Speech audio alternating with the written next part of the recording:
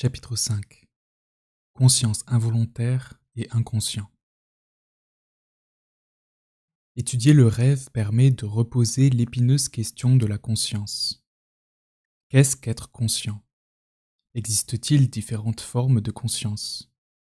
Quelle est la part de la conscience et de la non-conscience dans l'action et la pensée humaine? Le rêveur est-il conscient de son rêve et, si oui, à quelle sorte de conscience avons-nous affaire lorsque le sujet conscient n'a pas le contrôle de ses propres représentations mentales? Que nous apprend sur le fonctionnement psychique le fait que le rêveur lui-même ne comprenne pas ses rêves? Et s'il y a de l'inconscient dans ce fonctionnement, de quelle nature est-il? Nous avons vu que l'inconscient est le passé incorporé des individus. Et plutôt qu'à des mécanismes de refoulement liés à des formes de censure, il doit ses propriétés à l'amnésie de sa genèse, aux conditions d'incorporation des dispositions ou des schèmes, ainsi qu'aux limites de la conscience volontaire ou réflexive dans le cours de l'action. La conscience involontaire du rêveur. Ce dont nous fait prendre conscience l'étude du rêve, c'est du caractère souvent involontaire, incontrôlé et opaque de la vie psychique humaine.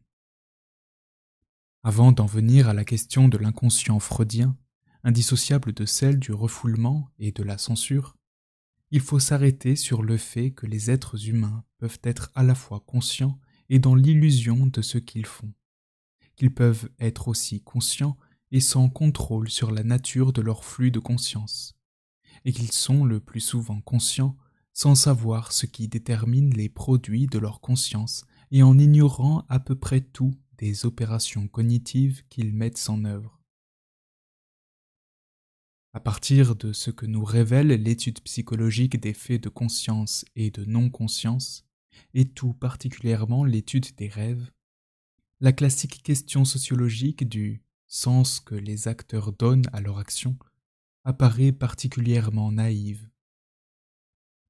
Penser que les individus sont les mieux placés pour savoir ce qu'ils font quand ils agissent, pensent ou sentent, c'est penser que les êtres humains sont transparents à eux-mêmes. Pourtant, le sens que donnent, parfois, les acteurs à ce qu'ils font n'est que l'infime partie émergée du continent de leur vie psychique et pratique. Lorsque les sociologues font des entretiens rapides auprès de leurs enquêtés en leur posant des questions sur ce qu'ils pensent, aiment ou font, ils n'obtiennent que ce que les enquêtés sont en mesure de percevoir, de se remémorer et de mettre en mots. Quand ils font des entretiens plus longs et qu'ils posent des questions pour obtenir des récits de pratiques ou d'expériences circonstanciées, ils obtiennent davantage d'informations sur ce qui structure, en partie non consciemment, l'existence des enquêtés. Quand ils peuvent observer directement les individus agissant et parlant, ils ont accès à des pratiques et à des réalités que les individus vivent ou auxquelles ils participent, mais qu'ils ne voient pas toujours et qu'ils ne racontent pas, ou racontent autrement que cela ne s'est réellement passé. Enfin, quand on étudie les rêves, on a accès à des récits fabriqués par les rêveurs indépendamment de leur volonté, qui se déroulent sans contrôle sur eux, qu'ils prennent pour la réalité même dans le temps du rêve et qu'ils comprennent rarement au moment du réveil. La croyance en la réalité du rêve. Plongée dans son rêve, la rêveuse ou le rêveur est convaincu de vivre une situation réelle plutôt que d'être en train de l'imaginer, c'est-à-dire de la fabriquer mentalement. Il ressent des émotions comme dans la vie éveillée et se sent subjectivement plongé au cœur d'une action, absorbé par les événements en cours même lorsque ceux-ci sont étranges et fantastiques du point de vue des critères mis en œuvre dans la vie éveillée. Ce sentiment de réalité se dissipe assez rapidement au réveil, et ce qui paraissait réel durant le rêve retrouve la place imaginaire ou symbolique que lui assigne la conscience éveillée. S'il en va ainsi, C'est justement parce que la conscience éveillée a les moyens de comparer l'état du monde réel et l'état dans lequel le rêveur était plongé quelques minutes auparavant. La perception de la situation réelle permet de recadrer l'activité symbolique qui, sans comparaison, apparaît au rêveur comme une expérience réelle. Le rêveur abolit toute différence entre le réel et le symbolique. La conscience éveillée la rétablit. Perte de la conscience de soi réflexive qui nous aide, dans l'état vigile, à nous assurer de la réalité des choses. Perte du test de réalité. C'est bien l'absence de moyens ou de points de comparaison qui rend le rêveur aussi crédule. Freud résumait la pensée de Joseph Delboeuf de la manière suivante.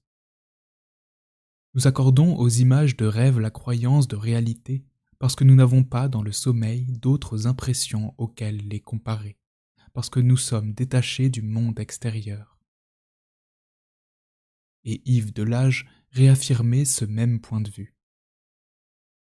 Le fait dominant est que, sauf rare exception, le rêveur croit à l'objectivité de ses rêves, et cela pour le simple fait qu'il n'y a aucune raison de n'y pas croire en l'absence de toute possibilité de comparaison avec la vie éveillée dont il ignore l'existence dans son rêve. Ça pense en moi, une autre image de l'être humain. Les sujets sociaux seraient beaucoup plus sujets s'ils savaient qu'ils sont très rarement sujets et qu'en fait, ça parle. Pierre Bourdieu, Sociologie générale, volume 1. Cette crédulité du rêveur croyant en la réalité de ce qu'il rêve semble banale. Pourtant, elle constitue une preuve supplémentaire du faible contrôle que les êtres humains exercent sur leur propre forme d'expression. Ce sont bien eux qui fabriquent ces rêves et pourtant, dans le temps même du rêve, ils les prennent pour des réalités. Et quand ils se réveillent et constatent que ce n'était pas réel, et que ça n'était qu'un rêve, ils ne comprennent souvent pas eux-mêmes ce qu'ils sont pourtant les seuls à avoir produit. Le rêve, écrivait Freud, fait un usage illimité du langage symbolique dont la signification reste, pour la grande part, ignorée du rêveur. On peut comprendre que cette étrangeté d'une partie de nos rêves ait pu être considérée à d'autres époques, ou l'être encore par d'autres sociétés aujourd'hui, comme le signe de messages envoyés par des ancêtres, des esprits ou des dieux. Car comment est-il possible de ne rien comprendre à ce qu'on a soi-même fabriqué ? Il apparaît presque plus naturel d'attribuer ces récits à d'autres que soi. Pour accepter le fait que ces récits ont du sens, même s'ils n'en ont généralement pas aux yeux de ceux qui les ont construits et qui parfois les racontent, il faut transformer profondément l'image de l'être humain, de ce dont il est capable et de ce dont il est conscient. Il faut notamment admettre que les êtres humains sont traversés par des processus et des mécanismes, psychiques autant que physiologiques ou biologiques, qu'ils ne contrôlent pas totalement. Admettre aussi que les êtres humains ne sont en général pas en capacité de comprendre spontanément les produits finaux de ces processus et mécanismes. Malgré toutes les recherches scientifiques qui, de la théorie freudienne de l'inconscient aux théories de l'inconscient cognitif des neurosciences les plus récentes, en passant par la théorie du sens pratique de Bourdieu, ont prouvé que l'être humain ne peut en aucun cas être réduit à un sujet souverain, conscient, intentionnel, maître absolu de ses décisions, de ses pensées et de ses actes, transparent à lui-même, etc. Nombre de chercheurs résistent à l'idée que ça pourrait penser, ou que ça pourrait imaginer en dehors d'une conscience réflexive ou d'un moi maîtrisant parfaitement ce qu'il pense. Dès 1899, le neurologue Sigmund Exner, contemporain et collègue de Freud à Vienne, écrivait que « Nous ne devrions pas dire « je pense »,« je ressens », mais plutôt ça pense en moi, ça ressent en moi. Une bonne vingtaine d'années avant que Freud ne publie sa célèbre distinction entre le ça, le moi et le surmoi. On pourrait dire ainsi que ça travaille durant le sommeil, et que le rêve est cette pensée ou cette expression symbolique durant le sommeil qui est inaccessible à la compréhension immédiate du sujet éveillé. Le rêve est là pour nous rappeler que, bien que ce soit le rêveur qui rêve, le rêve n'est pas le produit d'une volonté de rêver. Le relâchement psychique du sommeil semble bien être dans un repos de la volonté, affirmé Durkheim en 1884. Il faudrait pour cela s'habituer à dire que ça rêve en lui, plutôt qu'il rêve. Car comme le disait très bien Alfred Maury, il s'opère dans la pensée un travail tout semblable à celui dont nos fonctions purement organiques sont le théâtre. On digère, on respire, sans qu'on le sache. On accomplit même certains mouvements extérieurs d'une manière purement instinctive. J'assiste à des actes où j'interviens sans savoir ni pourquoi, ni comment. Non seulement le rêve ne dépend pas d'une décision de rêver, mais le rêveur découvre et essaye parfois de comprendre son rêve, comme s'il s'agissait d'un texte écrit dans une langue inconnue, ou comme s'il avait affaire à la production imaginaire, un peu délirante, d'un autre que lui. Ça rêve, ça travaille dans le rêve. Et les analyses détaillées des rêves donnent toutes les raisons de penser que le résultat de ce travail est tout sauf incohérent, qu'il n'est pas le produit totalement désordonné d'images engendrées aléatoirement par un cerveau en état de sommeil. Nos fonctionnements psychiques et symboliques incontrôlés sont présents non seulement dans les temps de rêve, mais aussi dans les temps de rêve éveillés, et encore dans tous les temps où, malgré le contrôle conscient d'une partie de nos actes et de nos énoncés, des mécanismes psychiques non conscients ne cessent de travailler et de sous-tendre nos comportements. On ne peut qu'être d'accord avec Joseph Breuer lorsque celui-ci affirmait que la conduite de notre vie est entièrement, continuellement soumise à l'influence des représentations subconscientes. Mais Breuer avait seulement l'intuition de phénomènes qui sont désormais connus. Dans l'ignorance de ce bouillonnement de processus inconscients, écrit Stanislas Dehaene, nous ne cessons de surestimer notre pouvoir de décision consciente, alors qu'en vérité notre degré de contrôle est sévèrement limité. Pour progresser scientifiquement, les savants auront dû rompre avec les vieilles conceptions spiritualistes à la Mène de Biran, qui opposaient une situation sans moi, dans laquelle nous plongerait le sommeil, à des situations éveillées au sein desquelles un moi volontaire piloterait l'ensemble de nos comportements et de nos pensées. Ce que suggérait Alfred Adler en 1933, c'est que les individus ne comprennent guère plus ce qu'ils font dans nombre de situations de la vie sociale éveillée que lorsqu'ils rêvent.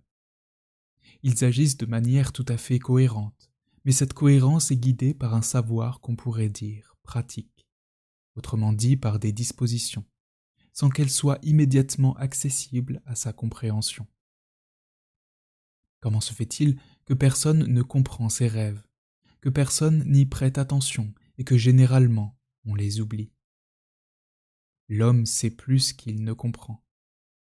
Est-ce que son savoir n'est pas éveillé pendant le rêve alors que sa compréhension dort? S'il en était ainsi, on devrait pouvoir démontrer des états semblables pendant la veille. Et en réalité, l'homme ne comprend rien à son but et le suit quand même.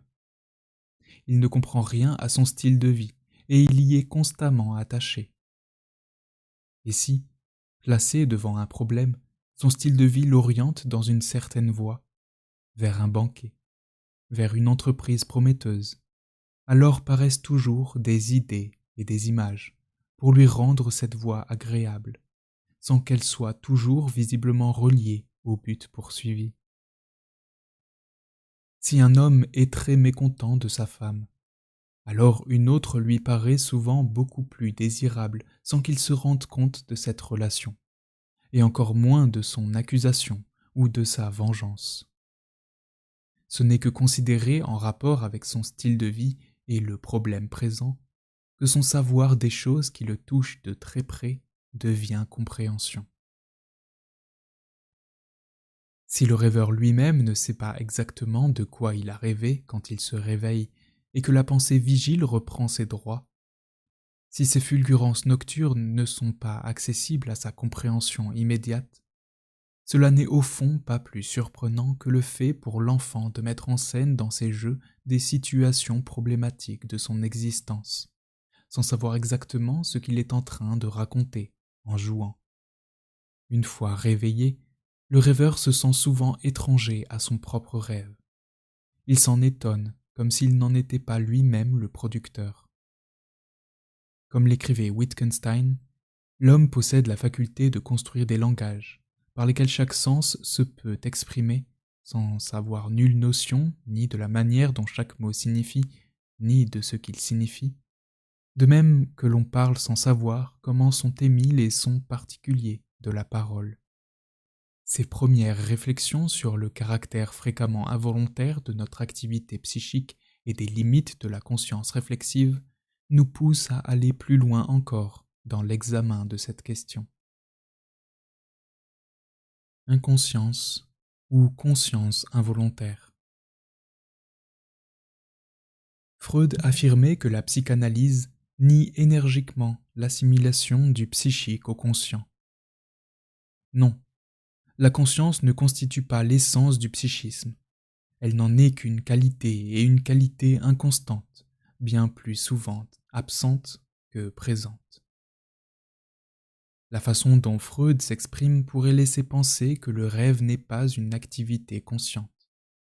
Les différents usages du terme dans la vie courante contribuent à rendre sa définition difficile.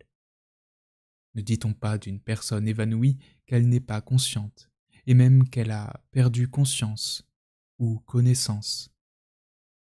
Est-ce que l'entrée dans le sommeil ne signe pas la perte de conscience, et le réveil une reprise de conscience?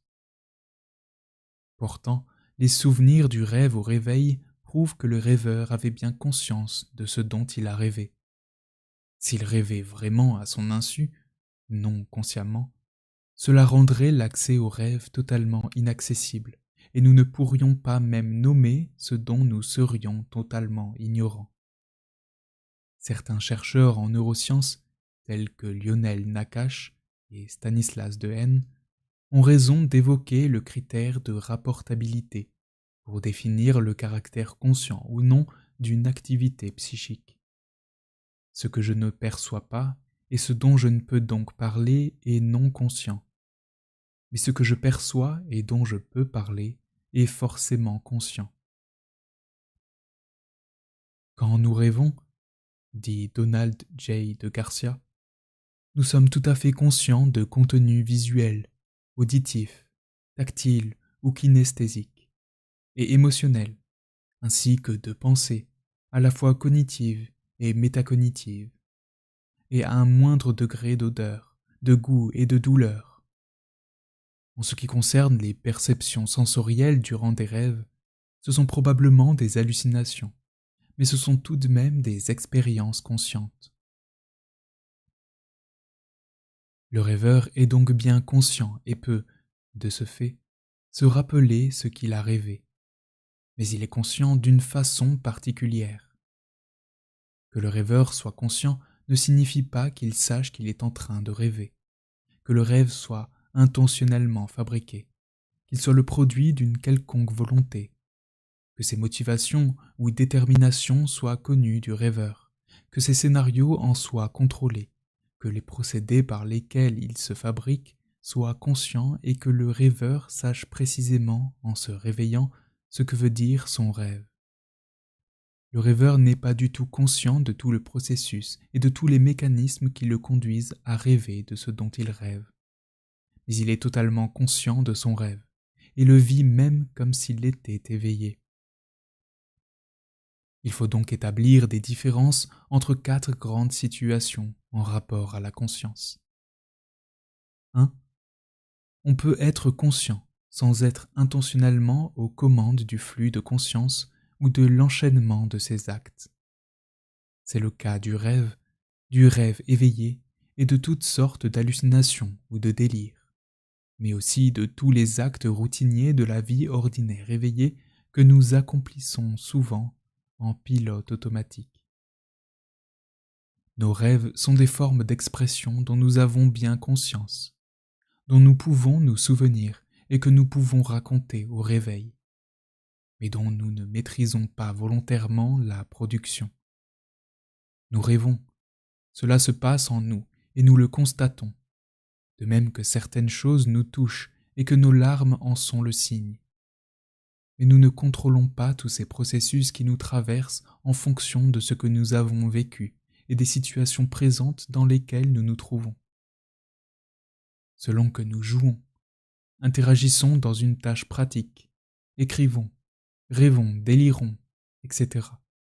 Nos formes d'expression et les modalités de notre conscience ne cessent de varier sans que nous en soyons les organisateurs ou les régulateurs conscients. Rêver est donc la forme que prend notre conscience et notre expression quand nous sommes endormis et, du même coup, déconnectés des interactions avec le monde et les autres. Si l'on considère comme Maine de Biran que le moi est forcément un moi volontaire, alors on peut être amené à penser que le moi est totalement aboli durant le sommeil. Mais cette pensée dichotomique, moi vs non-moi, fondée sur une conception restreinte du moi, conduit à une impasse de la connaissance. 2. On peut être conscient d'une chose sans être conscient de ce qui nous détermine à faire ou à penser cette chose. Par exemple, une personne peut être tout à fait consciente d'aimer l'ordre, tout en n'étant pas consciente de ce qui la pousse à être ordonnée. Elle peut aimer lire des romans policiers, sans savoir ce qui guide son goût pour ce genre de littérature.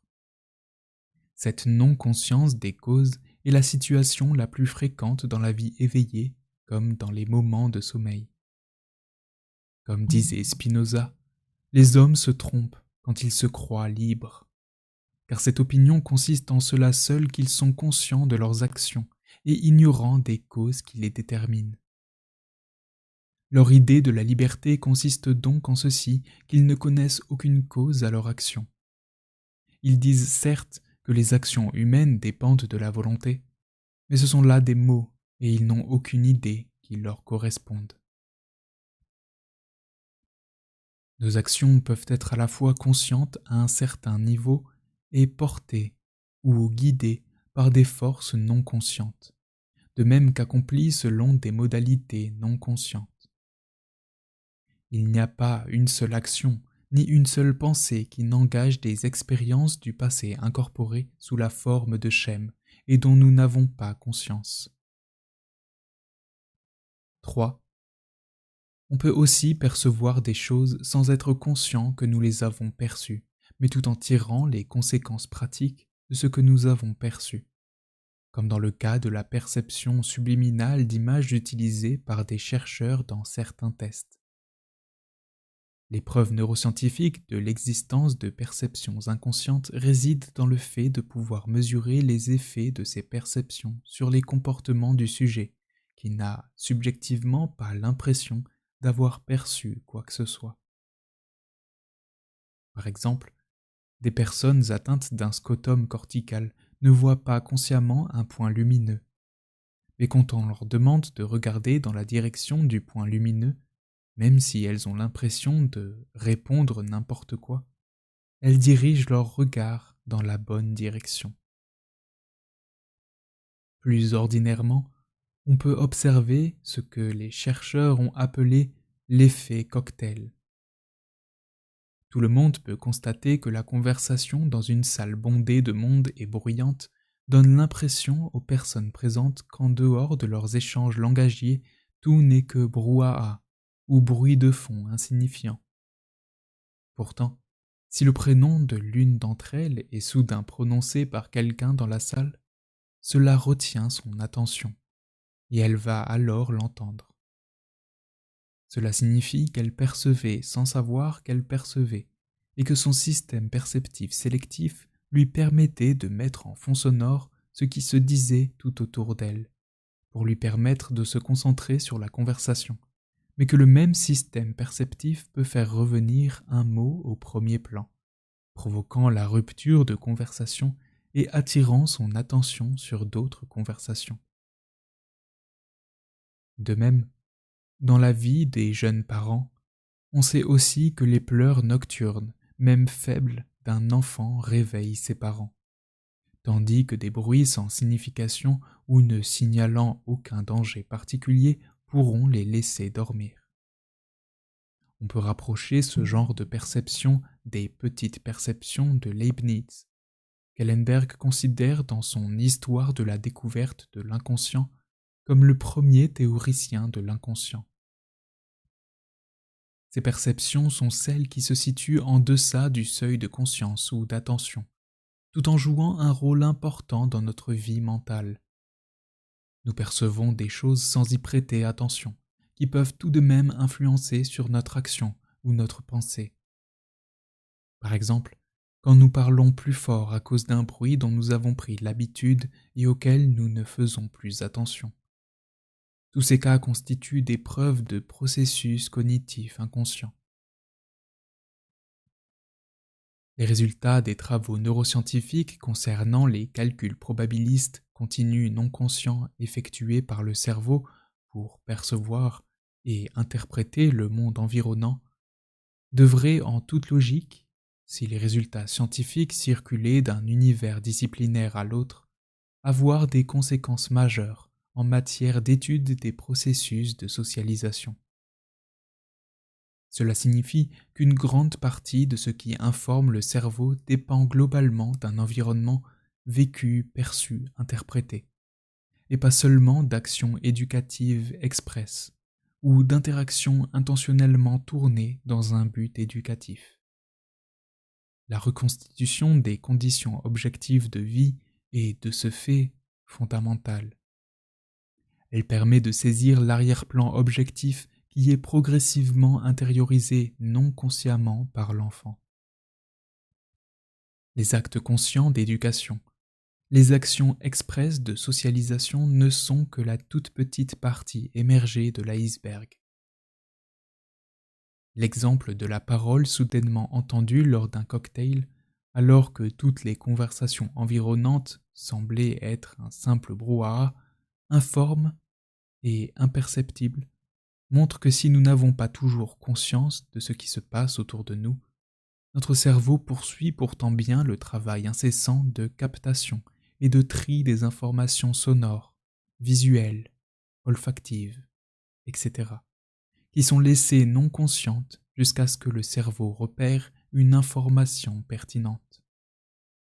Et c'est seulement à ce moment-là que la conscience traite l'information en question. L'enfant est autant influencé, façonné, transformé, constitué par le non-dit et le non-conscient que par ce qu'on lui dit explicitement. Les parents peuvent lui dire des choses et en faire d'autres, ou ils peuvent lui dire des choses alors que l'environnement matériel vient contredire ou contrarier l'effort parental, comme cette mère disant à ses enfants qu'il ne faut pas jeter de papier par terre, alors que le quartier, l'immeuble et l'ascenseur fréquentés chaque jour montrent que tout le monde jette des choses par terre. Ou comme ses parents incitant leurs enfants à lire alors que les livres de la bibliothèque familiale sont très rarement ouverts.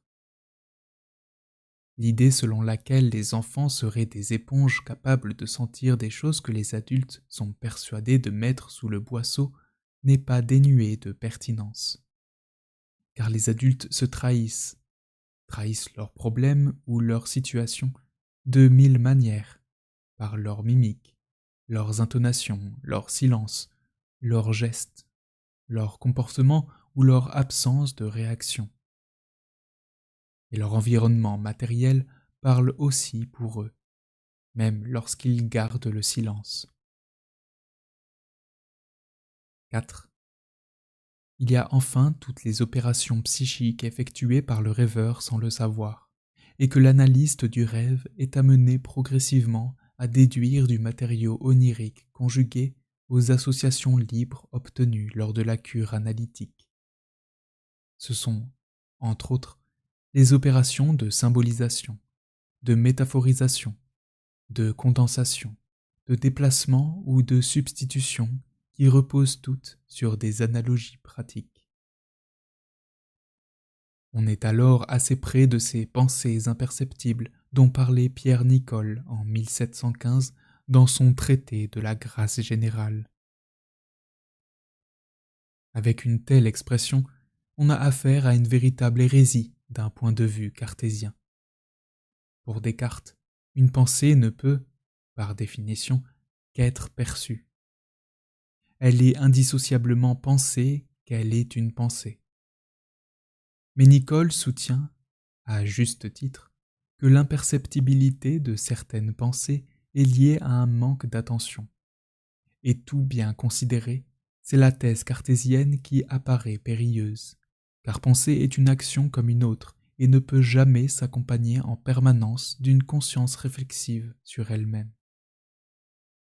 On est tout à sa pensée, et non à la pensée de sa pensée. De même qu'on est le plus souvent dans la marche, et non dans la pensée de la marche.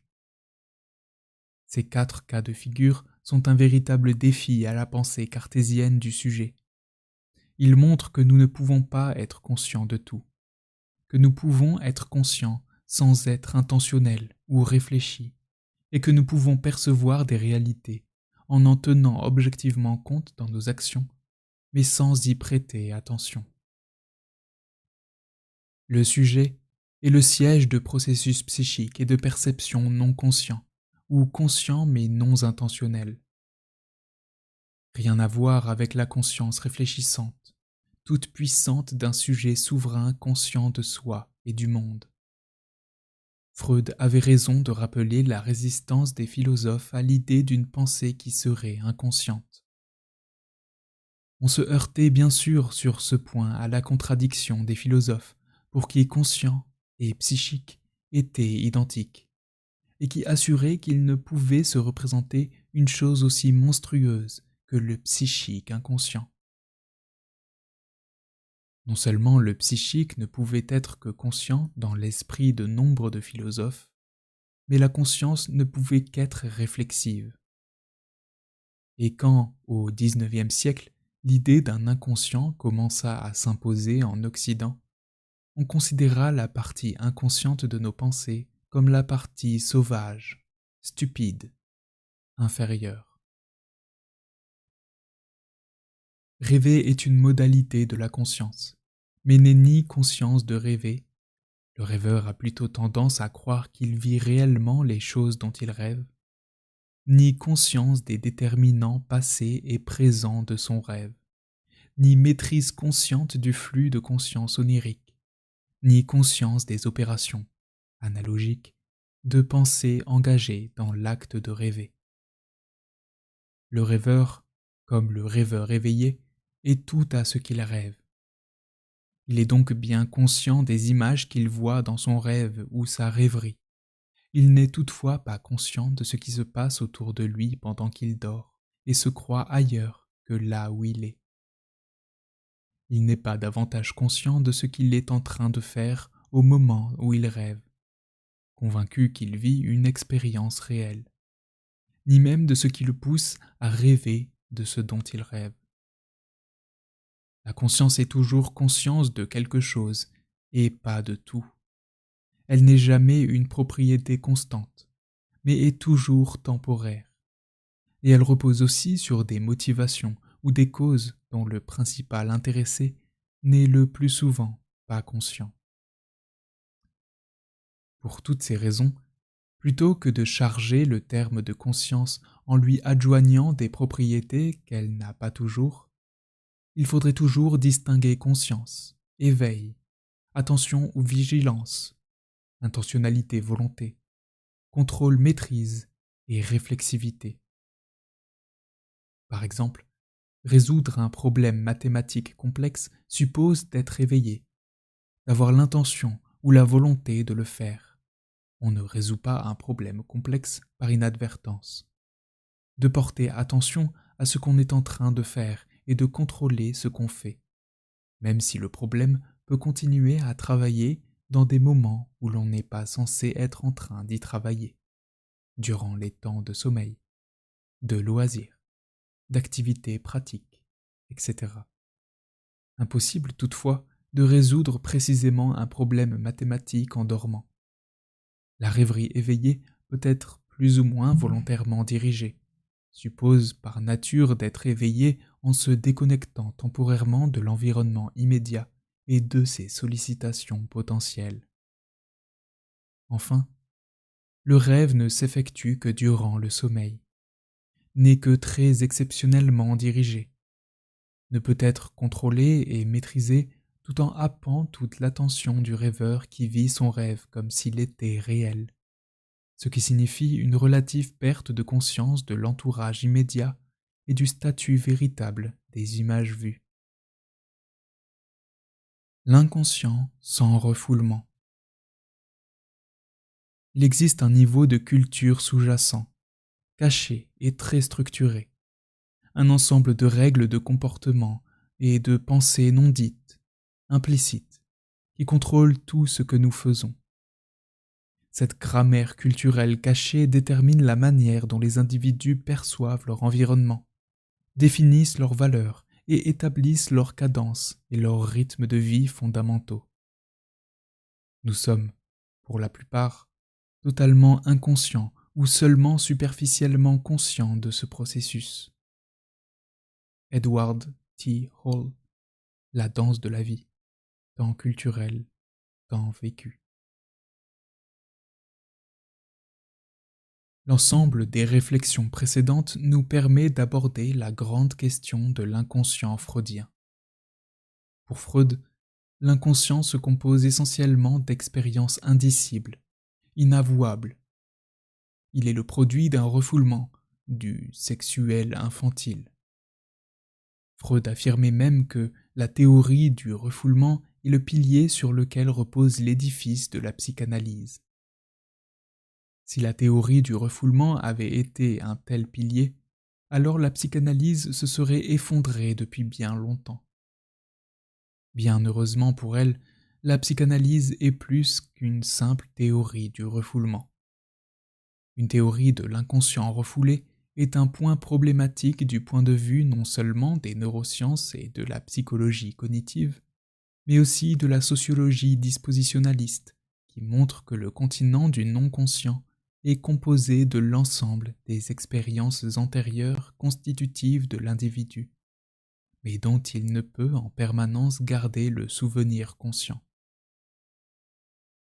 Non pas parce que ces expériences seraient nécessairement douloureuses, indicibles et donc à refouler, mais parce que l'enfant, puis l'adolescent et l'adulte ne peuvent apprendre à agir, voir, sentir, etc., d'une certaine façon, tout en sachant précisément, clairement, ce qu'ils sont en train d'apprendre.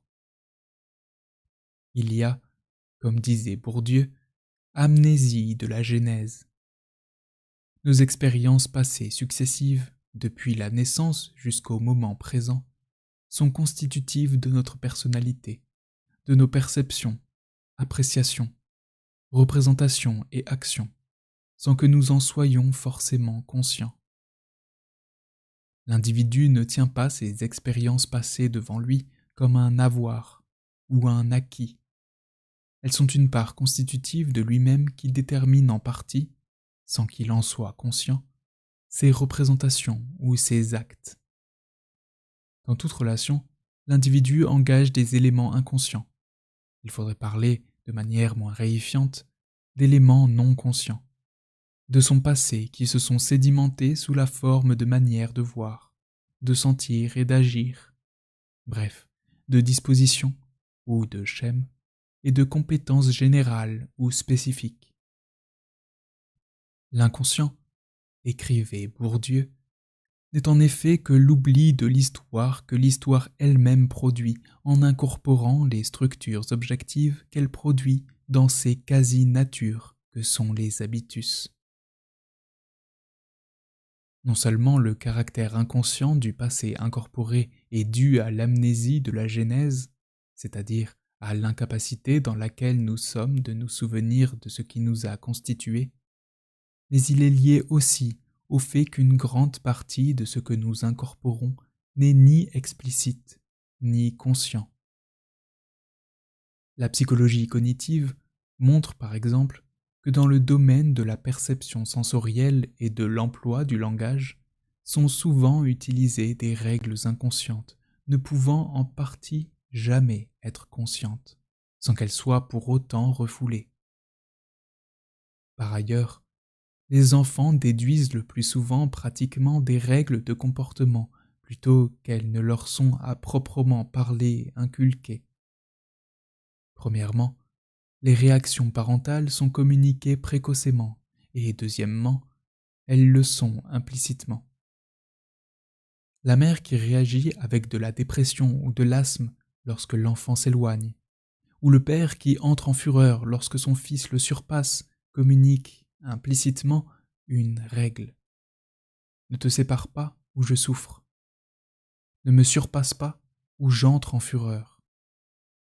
C'est pourquoi la mise en équivalence des tendances à la séparation de l'enfant avec une menace pour la mère, ou bien celle du besoin de rivalité avec une menace pour le père, est dès le début inconsciente.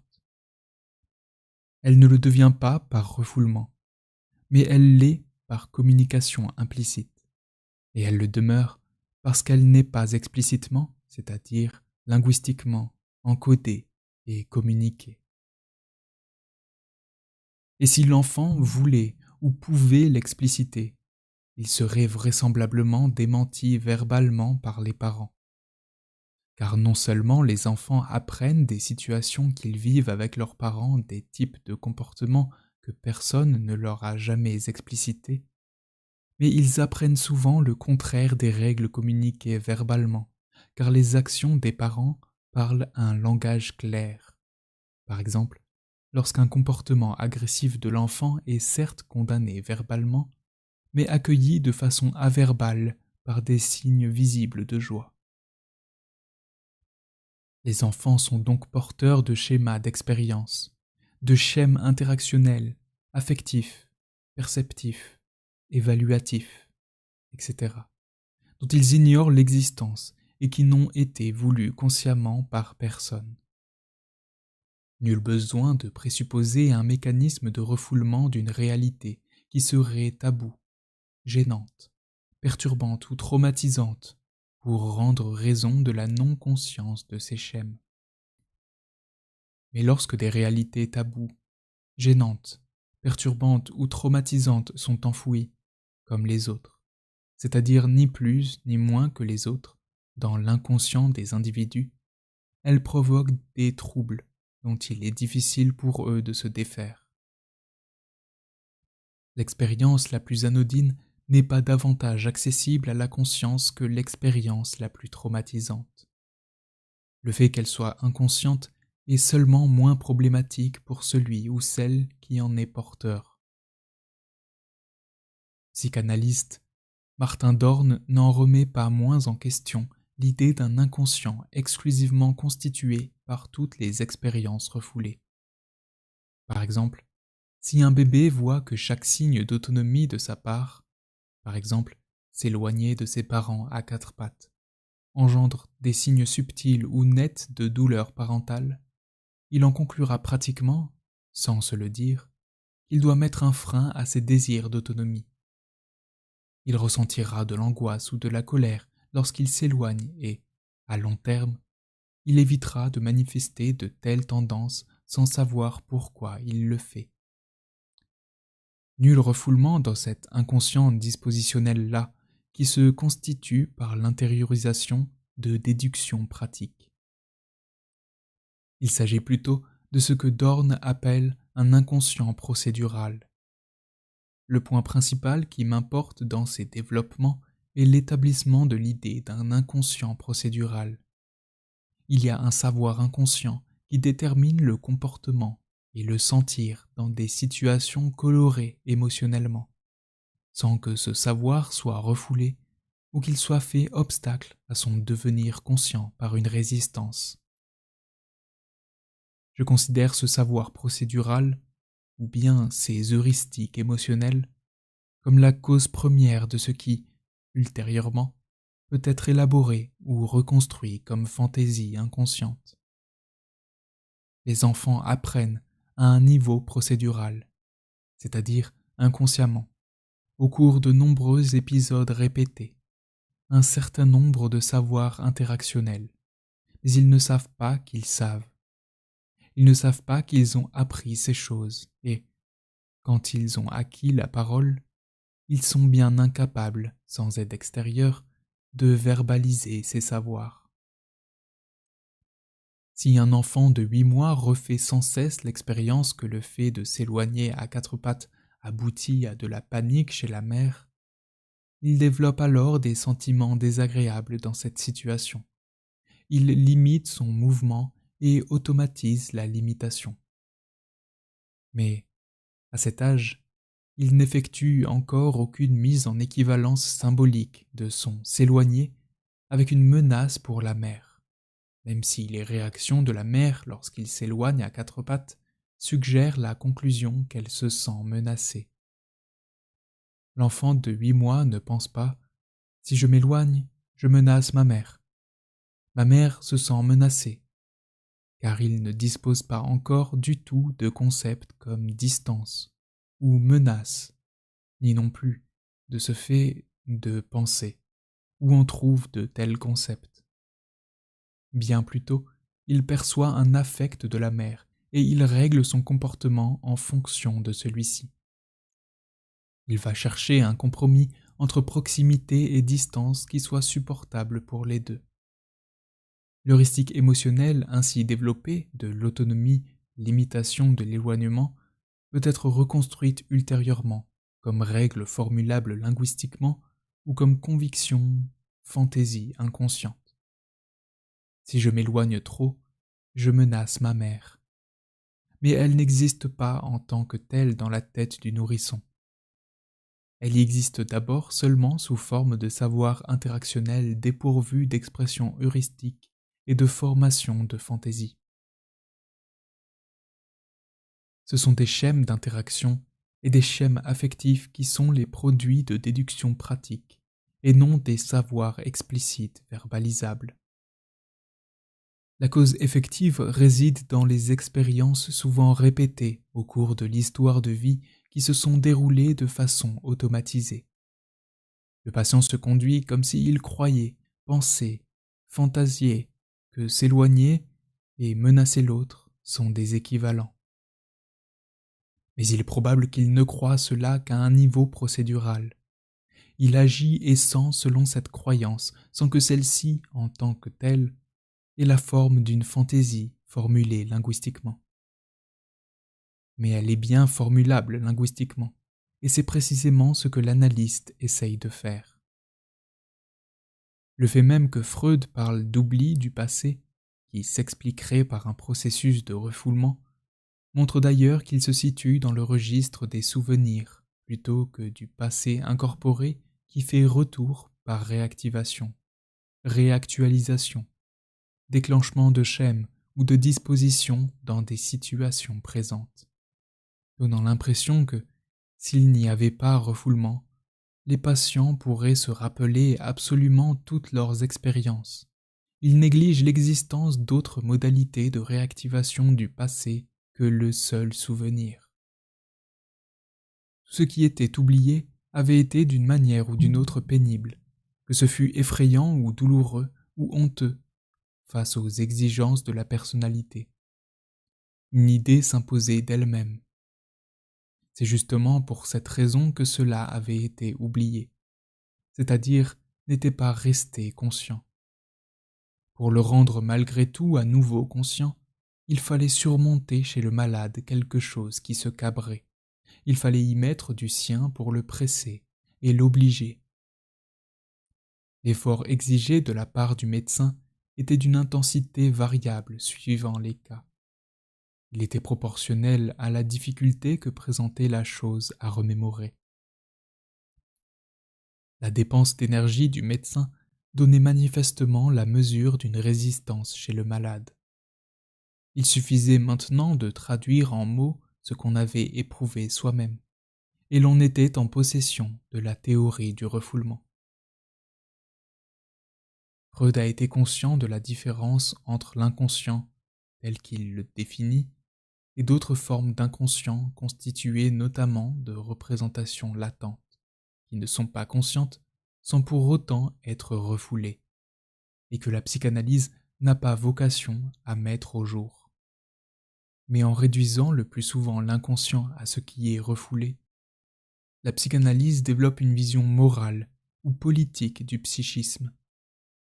Il y aurait des choses cachées, inavouables, secrètes, maintenues dans l'ombre sous l'effet d'une sorte de police ou de censure morale. C'est sans doute une telle vision des choses qui confère à la psychanalyse une partie de son pouvoir de séduction, car elle est celle qui prétend révéler au sujet les choses les plus secrètes, taboues, non dites et même horribles qui se jouent en lui à son insu. Dire notamment que le caché ou le refoulé est essentiellement de nature sexuelle a pu avoir un caractère séduisant par la provocation qu'une telle hypothèse représentait à l'époque. Cette insistance sur le refoulement, au sens précis du concept freudien, il n'y a d'inconscient que refoulé, provient certainement du fait que Freud a travaillé d'abord et avant tout, et malgré ses tentatives louables pour étendre son étude du pathologique au normal sur des cas de patients et de patientes souffrant de grands troubles psychiques, hystérie ou paranoïa par exemple. Les traumatismes sexuels ou autres vécus dans l'enfance par ces patients et patientes, difficiles à faire remonter à la mémoire, l'ont marqué à un point tel qu'il a noué solidement le concept d'inconscient à celui de refoulement. Mais comme nous l'avons vu, ce ne sont pas seulement les expériences traumatisantes de cette période de la vie qui sont oubliées. Ce sont toutes les expériences, jusqu'aux plus banales et anodines d'entre elles. Le caractère inconscient de ce qui travaille les êtres humains en permanence, durant la vie éveillée comme durant les temps de sommeil, n'a donc pas besoin du mécanisme du refoulement pour pouvoir s'expliquer. Tous les savants qui ont formulé l'hypothèse d'un inconscient, avant comme après Freud, ont mis le doigt sur une réalité tout à fait centrale de la vie psychique et comportementale humaine, et l'hypothèse d'un refoulement peut être écartée sans remettre en cause l'existence de processus psychiques inconscients. Mais la discussion doit être menée un peu plus loin encore, car le refoulement n'a de sens pour Freud que par rapport à une censure, qui est censée elle-même expliquer les propriétés formelles particulières du rêve, produit d'un contournement de la censure.